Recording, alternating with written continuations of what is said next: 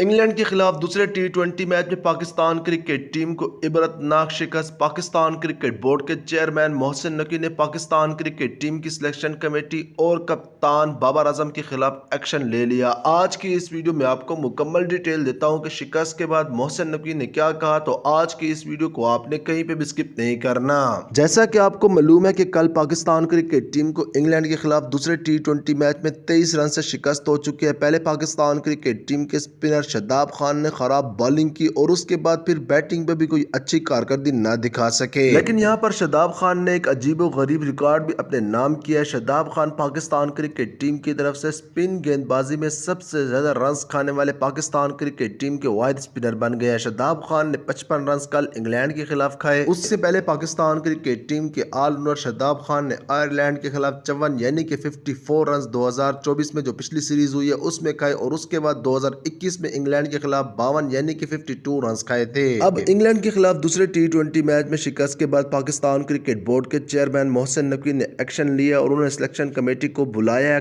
आज उस पर मीटिंग होगी कि पाकिस्तान क्रिकेट टीम के टी20 के कप्तान बाबर आजम की सिफारिश पर शादाब खान को क्यों टीम में शामिल किया गया है। जराये के मुताबिक पाकिस्तान क्रिकेट बोर्ड के चेयरमैन मोहसिन नकवी चाहते थे कि उसामा मीर को टीम में शामिल किया जाए, लेकिन सिलेक्शन कमेटी ने कहा था कि शादाब खान अच्छी परफॉर्मेंस दिखा रहे हैं, इसी बुनियाद पर उनको टीम में शामिल किया गया। तो आज पाकिस्तान क्रिकेट बोर्ड के chairman Mohsin Naqvi selection committee और कप्तान बाबर आजम से पूछ-गूछ करेंगे। जराये का यह भी कहना है कि मोहसिन नकवी पाकिस्तान क्रिकेट टीम के सलामी बल्लेबाज साइम अयूब की परफॉर्मेंस से भी खुश नहीं है। वो चाहते हैं कि मोहम्मद हारिस को पाकिस्तान क्रिकेट टीम के वर्ल्ड कप 2024 के स्क्वाड में शामिल किया जाए। तो अगर कोई खिलाड़ी इंजर्ड होता है तो पाकिस्तान क्रिकेट टीम के सलामी बल्लेबाज मोहम्मद हारिस और इसके साथ उसामा मीर के चांसेस हैं।